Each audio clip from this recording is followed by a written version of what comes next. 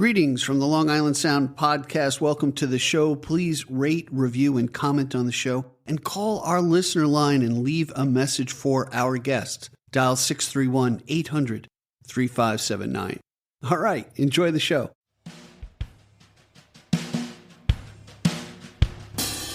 Welcome to the Long Island Sound podcast, where we explore the muse and the music, from the North Shore to the South Shore, from New York City to the Hamptons, navigating the wellspring of original music from singer-songwriters and musicians from Long Island, New York. Hi, I'm Steve Yusko from GigDestiny.com. Stay tuned as we explore the Long Island Sound. In today's episode, we traveled down an unexpected musical highway.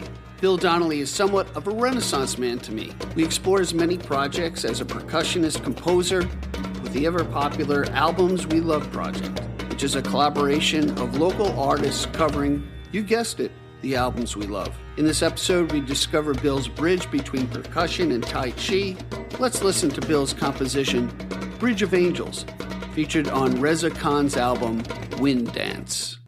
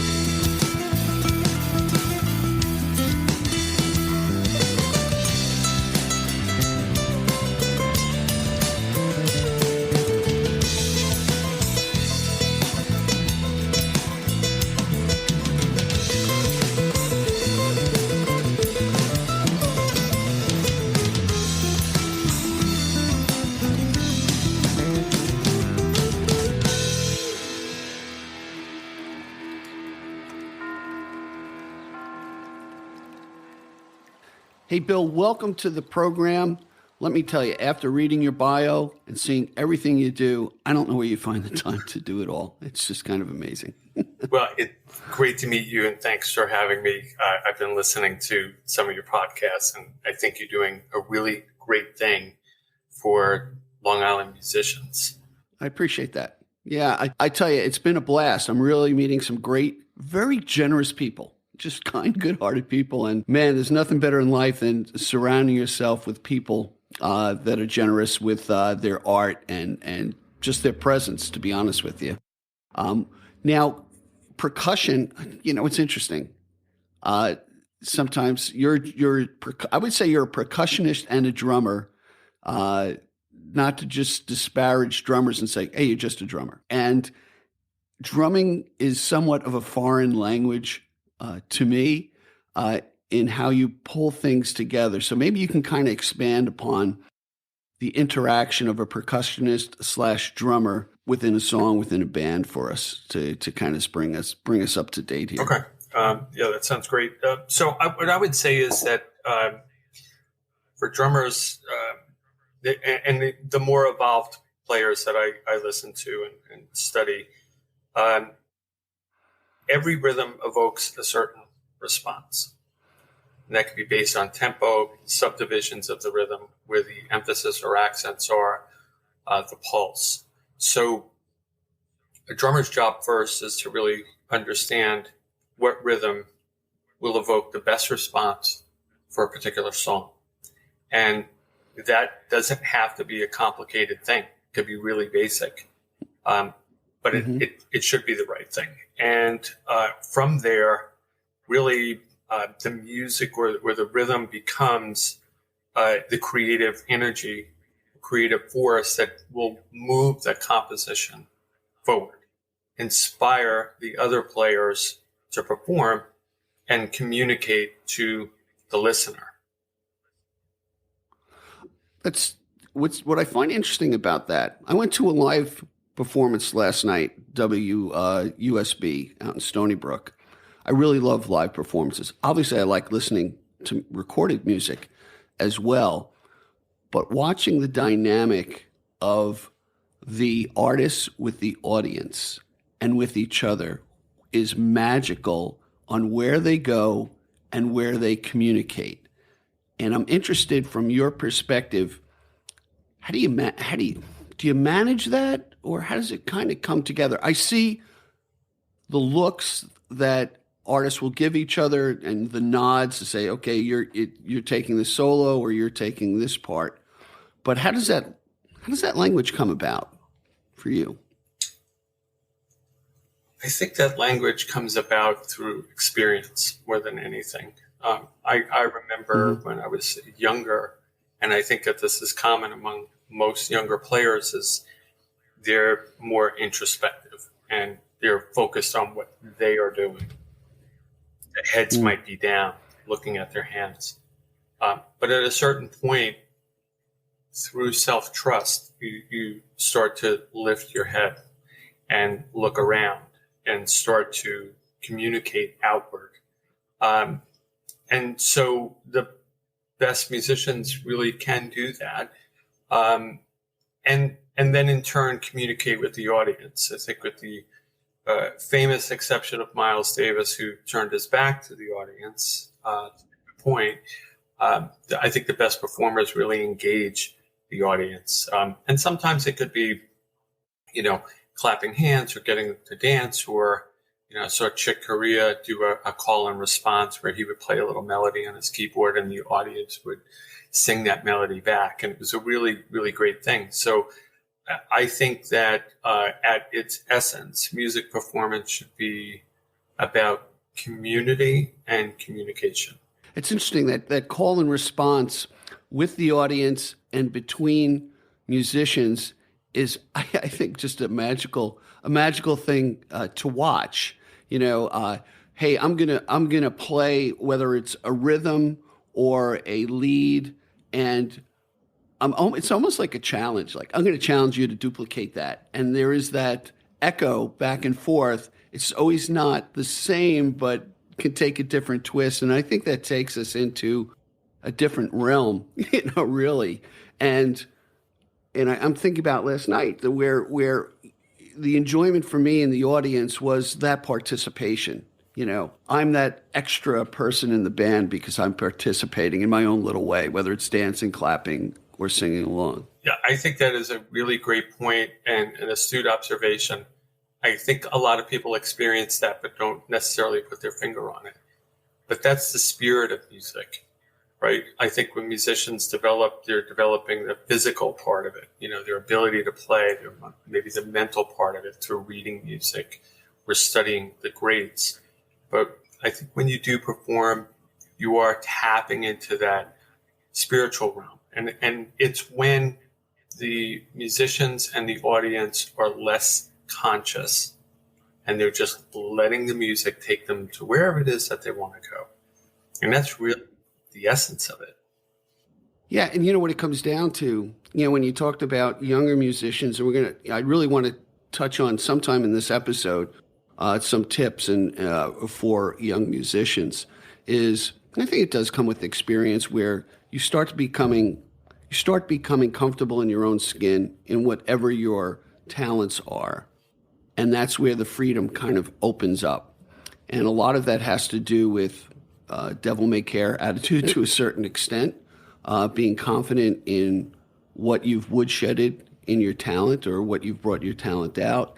And then I'm back to that generous thing where maybe it's just a natural part of a musician to be generous, with what they do. And that just brings out the beauty of things. And let's do this. Let's roll back the pages a little bit.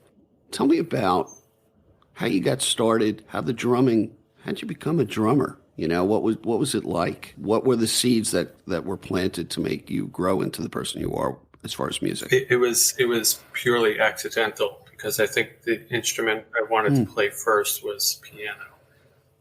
And I never really studied it, and I will, but it started, my brother and I, you interviewed my brother recently, and we grew up as, kids, which during the summer, there were days we had nothing to do.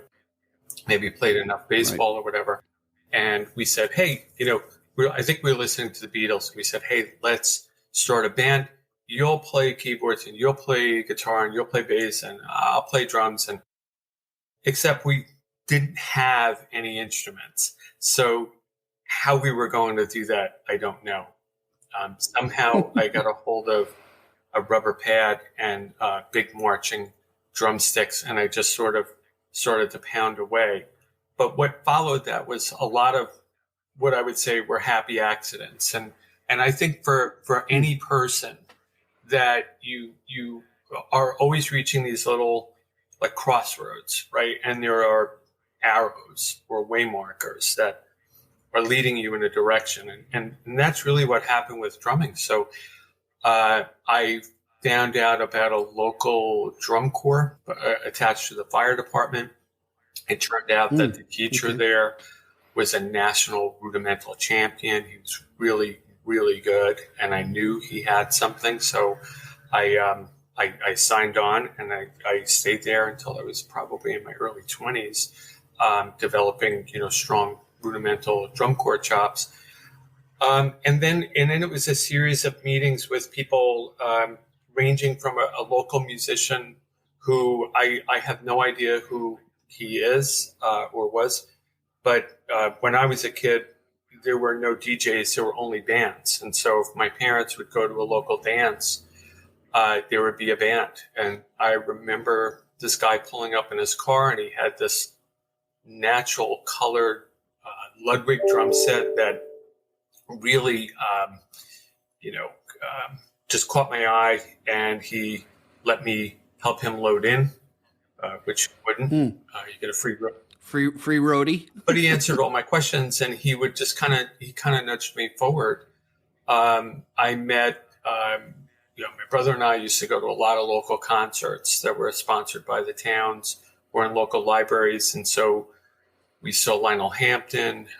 We saw Woody Herman. We saw the New York Philharmonic.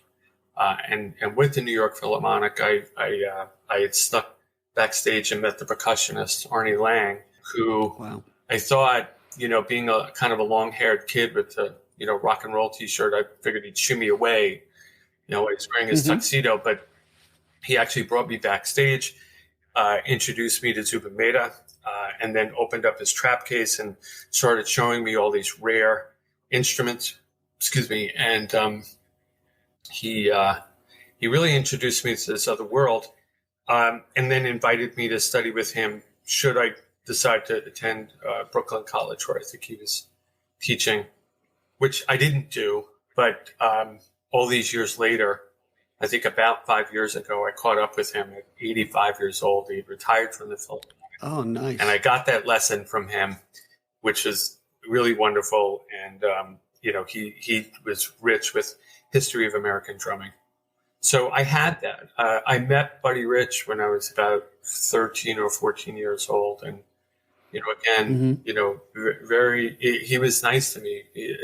The reputation he had was he wasn't always the nicest guy, but he was fine with me. I was a nervous little kid, so what are you going to do? Right. I was thinking as you were chatting there about it, about these I would call them happy occurrences that you sought out, really. It just, and you didn't sit back and wait for something. You used whatever capability you had as a very young man to find out the people that could be role models for you. And, I was thinking about percussionists and drummers. What's fantastic about your ability to play something, it can be as simple as tapping on a desk or a bucket or a garbage can or you name it. And I almost equate it to a soccer player. In these poor countries, they'll roll something together to make a ball, and they're playing soccer. And I think there is you can equate that to drumming. You can take anything and put down a beat and create a sound and create an atmosphere, and that's the beauty of it. But the beauty is expanding on it and training yourself and finding the people. I think that's really kind of cool. Yeah, and I would say that there's a lot of emphasis on learning in colleges and going that route, which is important, but I think it's even more important to just learn at the feet of a master and watch them play, ask them about what they did. I really continue to do that. I've been really lucky that some of my teachers became my mentors and friends. Rod Morgenstein, who people might know from the Dixie Dregs and an 80s rock band called Winger, which was a really underrated band, is somebody that I continue to watch. If I have questions, I could always reach out to him. I mean, he called me from the Houston Astrodome when they were about to perform that night and, made time to answer my little questions because it was important to him too. Gerry Brown, who had worked with Stanley Clarke, Stevie Wonder, Lionel Richie, and is currently overseas with Diana Ross. We're going to catch up next week when we're both in Spain. Another one, he's a master of a groove, and he and I will talk about the most subtle elements of the instrument that help me elevate my playing now. And just last week, I was in New York watching Tom Brechtlein, who's also a Long Islander. Both Rod and Tom are both from Long Island. Tom has played with Kenny Loggins, Chick Corea, Ricky Lee Jones, and a bunch of others. And he was in New York playing with Don Randy, who's one of the original members of the Wrecking Crew. And they were kind of doing a review of a lot of the songs that he played on for the Beach Boys, Linda Ronstadt, and things like that. A lot of it, simple pop tunes. But I was watching Tom play, and he was bringing an element to it that I thought was great and things I would have never thought of. So it was nice to, chat with him after and say, hey, how did you do this one thing? Show that to me. And that even now, I've been playing probably over 40 years now. those little subtle variations really can make the difference between good and great. And I want to keep working toward great. I think that's where we have something in common, is that healthy curiosity, and I'll say a bit of boldness to say, hey, you know what? This is important to me. You're good at it. Tell me how you do it. And finding those mentors who actually will spend the time with you. And guess what? You know what? I remember as a little kid, I was really interested into electronics, and we had this little electrician, Mr. Carmine. I don't know why this came into my mind. What a generous guy.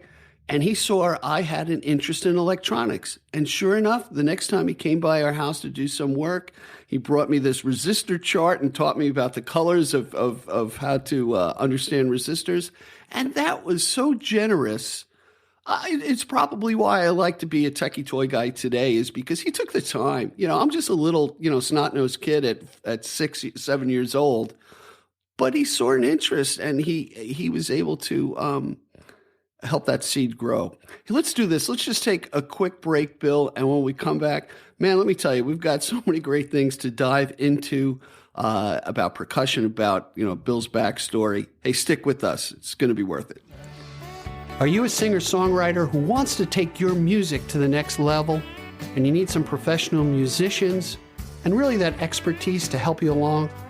Well, check out Melts in Your Ears Studio.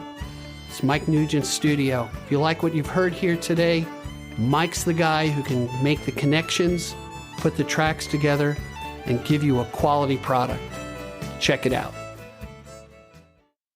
Hey, everybody. We're back with Bill Donnelly. Before we get back into things, Bill, I do want to give a shout out to your brother, Dan, who was generous enough to introduce me to you. And I'm so happy that you're on the program. And it's interesting, the family dynamics of people who develop their craft of playing together. Maybe we can get into that a little bit. But I'd really like to touch upon your song that was introduced in the beginning of the podcast. So tell us a little bit about that, and then we'll see where the journey takes us after that. Sure. Okay, thanks. So that song is Bridge of Angels. You can find it on a Reza Khan record. And you can find it on YouTube. Let me interrupt you. By the way, for the listener, we will have chapter marks. So any of the people we're talking about, boom, the link's going to be right there for you to look things up. Sorry, Bill, I didn't mean to jump on you. Okay. I'm a composer of music, but I'm a slow composer.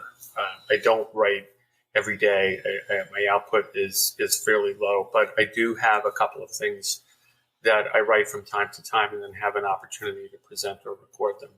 And it was just that.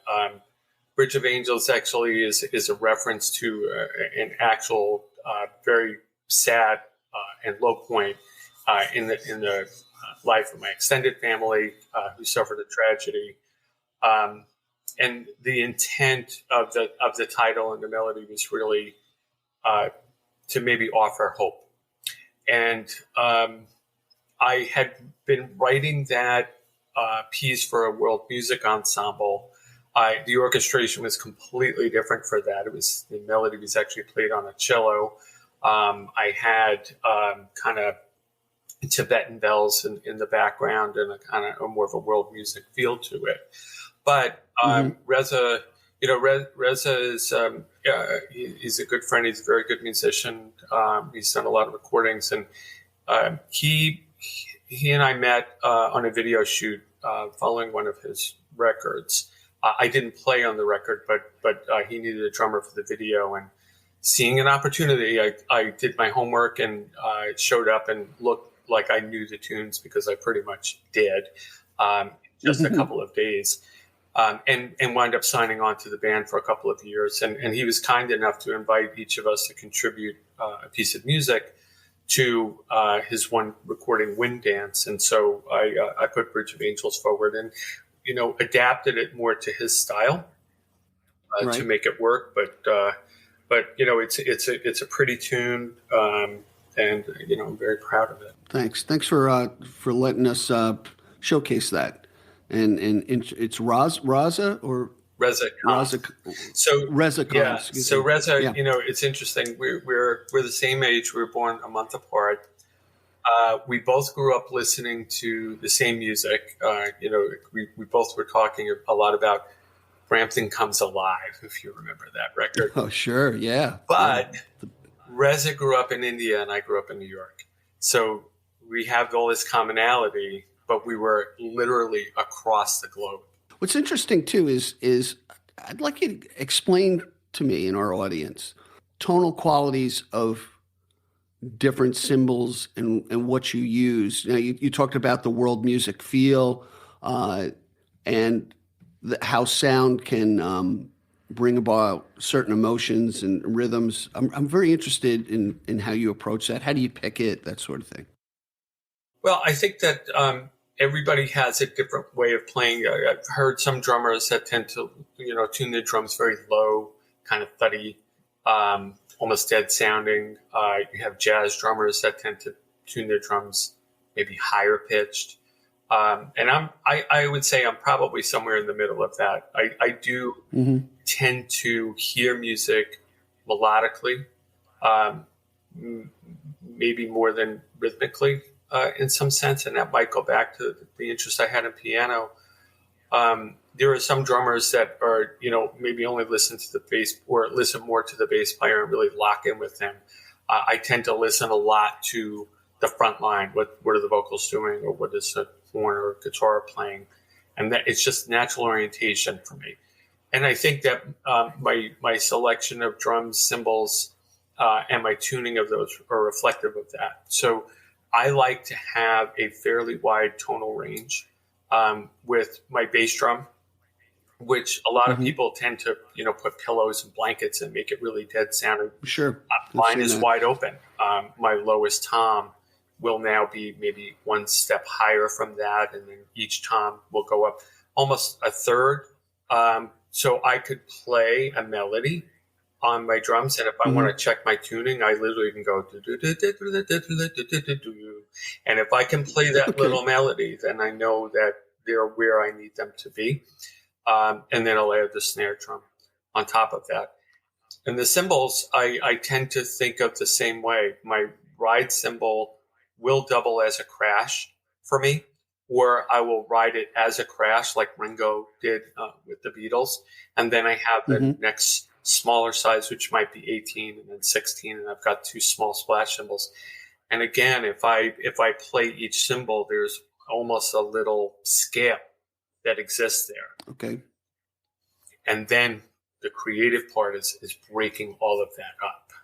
My favorite drummers are really melodic players. Rod Morgenstein, who I mentioned earlier. There are certain phrases he played almost 30 years ago I can remember specifically because of the melodicism that was in his playing.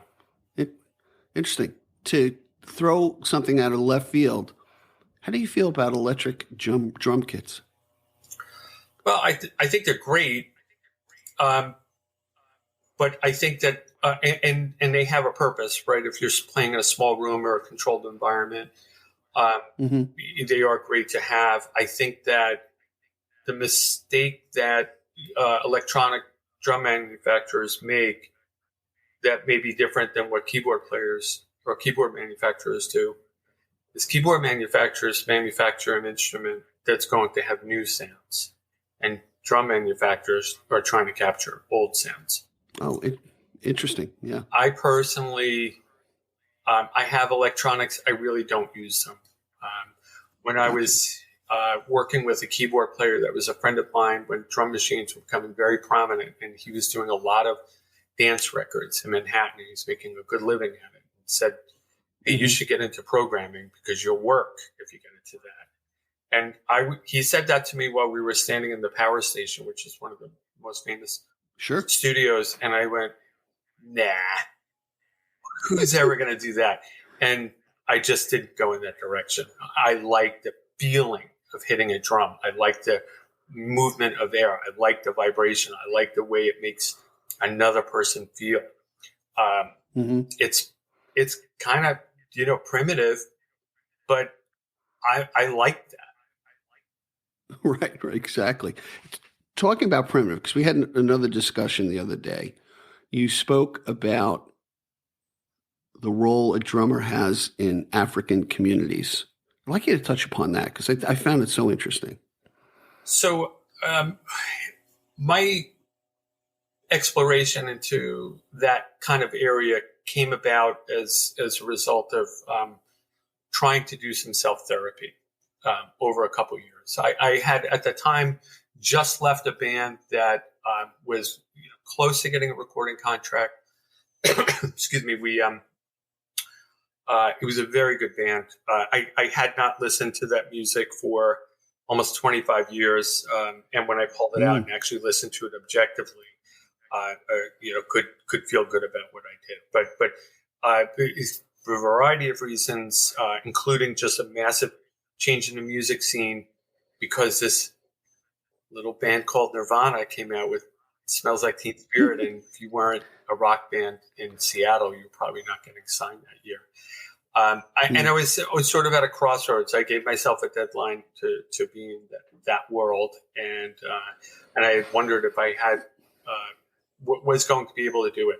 I did not want to be that person that was getting into their 30s and 40s and still kind of hanging on for that big break. And that's a tough decision when you spend all your life working towards this goal and, having all these people that were supportive and guided you. So I went through about 2 years of self-therapy.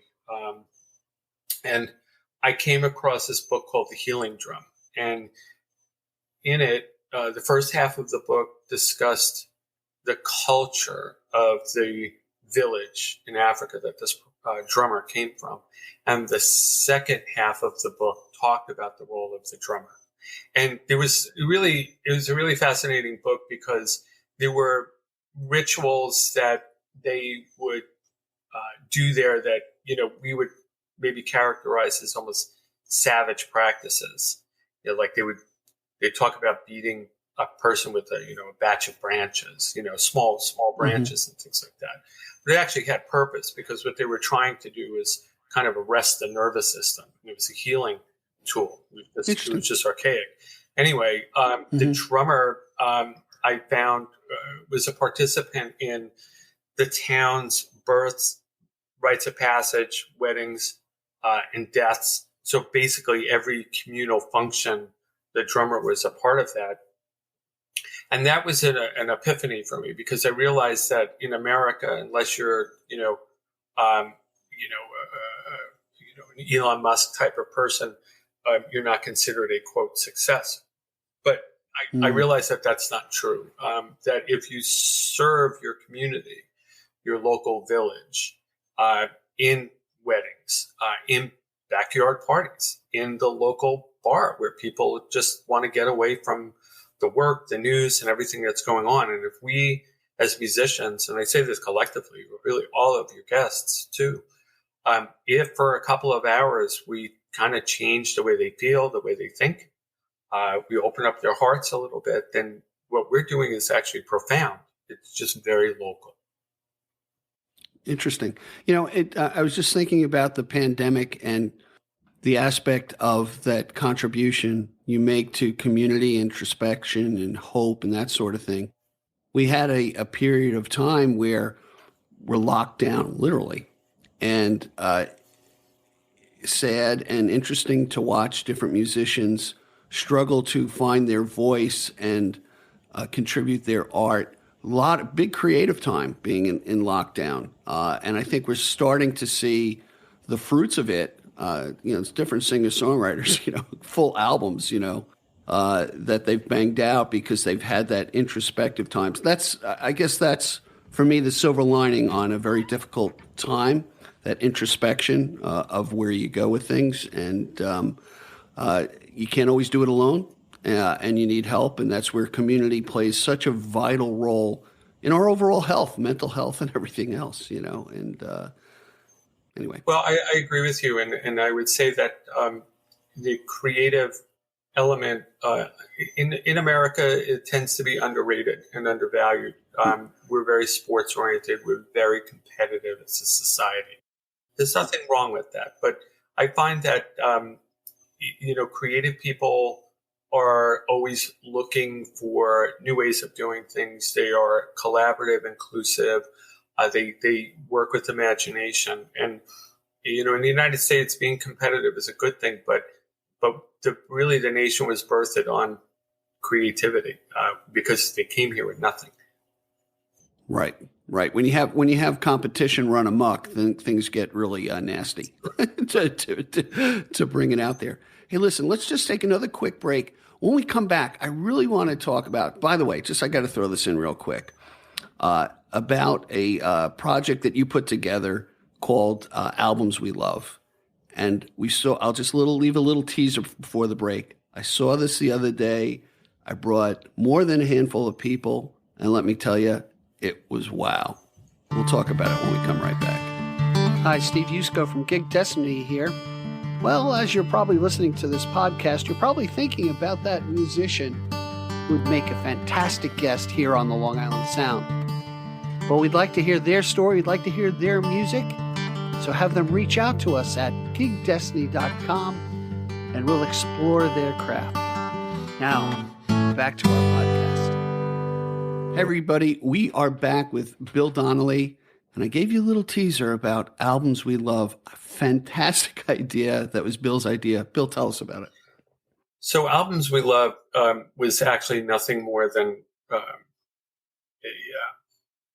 an impulse idea that I had.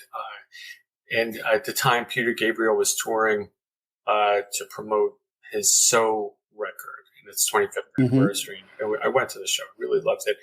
And so I recruited my brother and some other local musicians and said, hey, if we do 4 or 5 rehearsals and one show of this record, would you be willing to do it?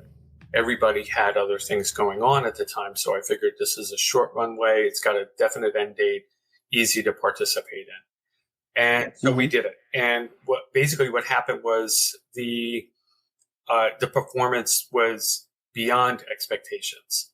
And anybody that was there that night was just completely floored. We thought we were done, but we got an inquiry from another venue saying, hey, we heard you guys were amazing. Would you come play for us too? The group is already together. So we said, sure, we'll do one more show and then break it up. Now, before you go on, Bill, let me kind of clarify. You took the So album and did the So album, Peter Gabriel, from start to finish with a collaborative group, not a tribute band. You didn't dress up as Peter Gabriel. It was kind of an interesting concept, not to disparage tribute bands. There's a place for that, but you were true to the music is I assume your approach out of the gate. Yeah, thank you. And that is correct. We did not try to be a tribute band, although my brother does sing really well, like Peter Gabriel. So it kind of out of the gate, it was a good way for us to start. But we were done for that year. And then the fall came around and people started asking, well, what are you doing next? We had no idea. And so we decided, well, why don't we do Fleetwood Mac Rumors? We had a little change of personnel. Some people left, new people came in, mostly around availability and commitments. When we played that record, and that went extremely well. And so we started to realize that we were on to something. But again, at that point, we didn't even have a name. We were just doing this thing. And one club owner said, hey, what's the name of the band? And I went, Albums We Love. Because it was the most simplistic thing. That's what we were doing. We were playing albums that we love. And that has become sort of the guiding principle of the group. We all have to love it. We have to all agree on the record. And there are certain criteria that we have in place now when we're thinking about what we're going to do. But typically what we do is get together every November with a bottle of wine and some, recordings, and we start listening and discussing and horse trading. And, if we get to the bottom of that bottle of wine, we haven't made a decision yet, then we open another bottle and try again. So we keep it fun. What I think is interesting from an audience perspective, and I'll talk about the people that I brought. By the way, the latest Albums We Love project is the Deja Vu album from Crosby, Stills, Nash & Young, Great album. Love the album.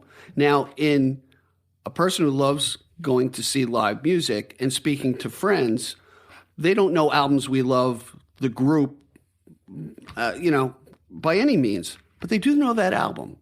And it did peak in, and I'm just, maybe I was marketing to my friends, hey, do you like that album? Yeah, guess what? There's this band they put together, and we're going to go listen to it, among other things. Great, I love that album. It was a draw. It wasn't your personalities or anything else. It was about the music. And that's what I think is a great focus. And I tell you, the feedback, and this is honest feedback of people who don't typically go out to seek live music, said, hey, you know what? That was something different. I really enjoyed it. I'd like to do that again. So I think you really got something there. It's nice to hear, and I agree with you. I really love the people in that group. We get along extremely well. No egos, no prima donnas. It's really about the music. And we really will only do about a half a dozen shows a year. So it's a word of mouth, grassroots following. People who know will follow us and come to see, a number of shows, and really like to stay in touch with us. And we like that. We get to do something that's special and unique. And then we go back to the other projects that we work on. Nice. So you'll find the Albums We Love events on the gigdestiny.com site and any other sites that you post that up. I'm happy to put in the chapter marks. Tell me about the other projects and other things that you're involved in. Sure. So I'm kind of attached to a few different things right now. There is solo drums, which I think you have a recording that I sent you, and that's a percussion trio that just plays very sporadically, but it's a meeting of percussionists around rhythm-based music. I play in an R&B soul group called the Rhythm Kings, which if you like Sam Cooke, Otis Redding, that type of music, plus some other things, it's a really good band and a lot of fun to play, and we've got a really great singer. I play in a group called Xanthi Misfits, which is more of a jazz blues group, playing music from bands like the Yellow Jackets or Joe Sample and Robin Ford. And then recently signed on with Ricky and the Rockets, which is the name that was used by the Supertramp band when they were on tour. They had a night off. They would want to go to a club and just play music that they grew up listening to. And so Rick Davies, who's, here on Long Island, will play with that group that includes Mike Riley from Pure Prairie League, who's a really great bass player and a great person, and G.E. Smith, which most people would know from Saturday Night Live, Bob Dylan, and Hall & Oates. And it's a really great band. We do some Supertramp, but we also do a lot of kind of roots rock music, and that was it's been a pleasure. Hey, I'm going to interrupt you because let me tell you something. I do a little homework on my guests before I bring them onto the podcast. We have a no knucklehead policy, and so far so good. Not with you, Bill, but in general. And I came across this documentary on a guy named Bill Donnelly, who's a Tai Chi master, and I was floored by it. I'm going to put a link in the chapter marks. Tell me about the intersection of Tai Chi and music. It's a great question, and it's an answer that I'm still working on, to be honest with you. Okay. All right, so that means another episode. Yeah, so it could be. I'm going to lock in for that. Entirely different episode. What happened was before I got into music, I really had an interest in Kung Fu. When I was a kid, when other kids were maybe watching Batman, I used to watch the Green Hornet for the 10 seconds that Bruce Lee would appear. And I wanted to do that, but there were no Kung Fu schools around. So I kind of put that on the shelf, moved on, became a musician. But I did start training in my mid-30s and managed to find a really excellent teacher, Sifu Caparos. And he really took me under his wing. I have earned a black sash in Choi Lai Fut Kung Fu and was adopted into the lineage, which goes back to Toisan, China. But I had tripped upon Tai Chi because I thought this is easy. I'll do it as a warm up, and then I'll do the real thing and take a kung fu class. Okay. And I took that class, and it just kicked my ass. And I realized then and there that there was probably something more to that. So I started to train, and about a year or so later, that instructor moved on to open the second martial arts school. And my sifu, my teacher, basically threw me out on the floor and said, okay, you teach. And I knew really not how to teach this stuff. And within about 3 months, I lost every student because I had no idea what I was doing. Oh, man. And he was so great about it. He was like, don't worry, just keep showing up and, and you'll learn. And, for a person who's trying to run a business, that's not an easy thing to do.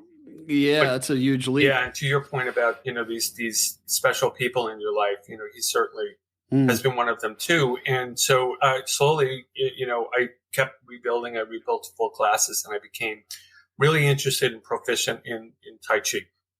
And so I started to now think, well, where is there any relation to this stuff?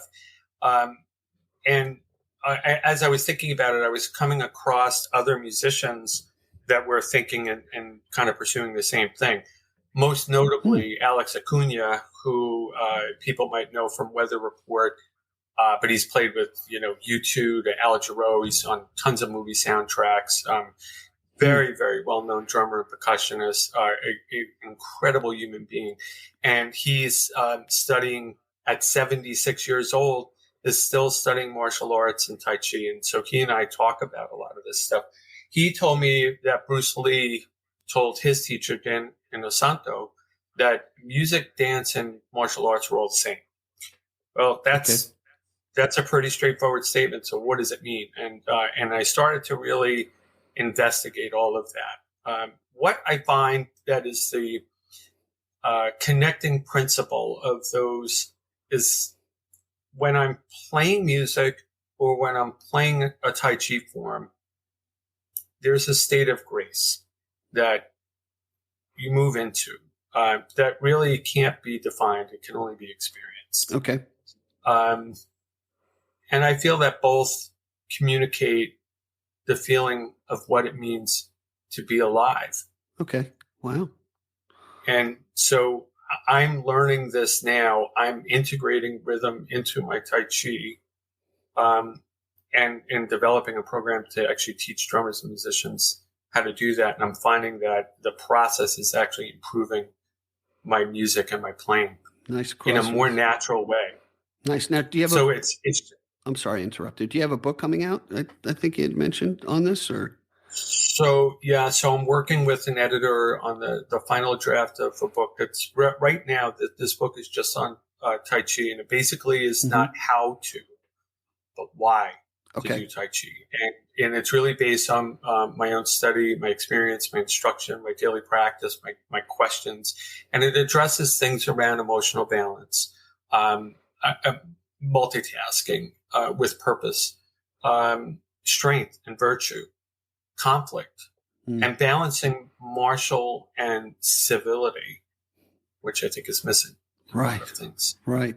I mean, it sounds like a recipe well needed today. And I want that book as soon as it comes out, because considering the state of affairs of the world, it sounds like an antidote for how to live a joyous life and to the full, which I think we all try to strive for, hopefully. Well, I agree. I mean, one of the things that occurred to me when I was writing the book, which has taken me over 5 years to do, because I just chipped away at it a little at a time, and it's given me a lot of time to kind of ponder this stuff. But there's a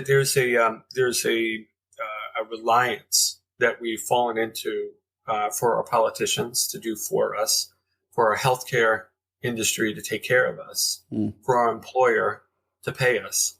And what we've lost is self-reliance.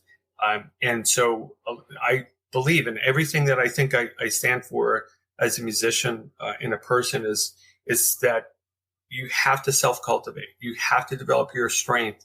You have to create a unity within yourself. And when you do that, the way you look at the world changes. And because of that, you start to influence change. And that's how we change the world. Nice. So it's amazing the roads we go on in this podcast. I feel so blessed. Tell us if you had advice for new young musicians getting to the business, what's some of the things or the challenges that you've gone through, or what advice would you give a new musician? Yeah, let's say that. I have a couple of things that I think are been common themes for me that I could share. I would say first is, really master the craft. And by that, I mean those boring exercises that you have to do over and over and over as a beginner. Mm-hmm. You should do, because that really is the path to mastery. I see a lot of teachers right now, will teach the latest drum beat to the latest song. And I understand why they would do that, right? You want to keep kids interested. But for somebody who's serious, you really have to do the homework, listen to the great musicians, understand the music that you're dealing with, develop professionalism and interpersonal skills, because it is a business and you need to be able to understand the interests of the other people, and you have to be able to protect your own self-interest, but do it in a way that's not offensive. Say yes to anything that comes your way. Right. Because you'll earn from it. You'll learn from it. And under pressure, a lot of times you really will have the most significant growth. I've learned more about other types of music and all the things I've been in, whether it's Latin, reggae, funk, African music, by just saying, yeah, I'll do it. And then once I'm there, I'm going, how the hell am I going to do this? Let me find recordings. Let me find this. Let me find that. Let me find a mentor. And out of that, I may not be the most proficient, Latin drummer ever. I don't want to be, but I can cover it now. So I think saying yes is important. And I recently had a lesson that came to me from the author Colin McCann, who wrote a book called Transatlantic and Let the Great World Spin. He's from Dublin. He lives in New York now. He's one of my favorite authors. And I met him at a book signing. Mm-hmm. And while I was writing my book, I said, I put my book in front of him to sign it. And I said, what's one word that you would give as advice to a writer? And he went, one word? I went, yeah, you're a writer. You can do it in one word, right? Let me think. One word. Fail. What? Fail. Samuel Beckett. Fail. Try again. Fail. Try harder. And I have to tell you that has really stuck with me. When I was writing the book, there were some days where I thought, wow, I'm going to change the world with this. And other days I look at it and go, who's going to buy this? It's awful. I hate it. And then I would hear Colin say, fail and fail again. And I really think that there has to be an absence of fear of failure to be a musician and to be a performer. It's okay to fall on your face. We're not going to die. You will learn. You will grow. And if you're not failing, you're probably not trying. Agreed. Well, take it from a guy who's failed thousands and thousands of times, and you've given us so much in this episode. I really, truly want you back. When that book gets released, promise me we'll do an episode of the Long Island Sound, because I think it's so important. And I really want to thank you for your time, Bill, here today. I was thinking, I start the podcast with a drum beat, and as I go out, I end with a drum beat that goes into a song of my good friend Mike Nugent. So you've helped me with my rhythm in life, and I'm sure the benefits of people listening to this podcast will be exponential, and we'll probably never know about it, but I'm sure it'll come back. So look so forward to having you back. Look forward to seeing albums we love and checking out your other projects. And thanks for being here. Really, really appreciate it. Good talking to you. All right. Be well. Thank you for joining us today. I appreciate the time you spent with us. Please subscribe and comment, and visit us at gigdestiny.com. Till next time, be generous with your joy, keep your spirits high, and let the music take you on a journey. Be well. Peace. Thanks so much for listening. Please rate, review, and comment on the show. We really love to hear from you. And call our listener line at 631-800-3579. Again, thanks so much. Be well.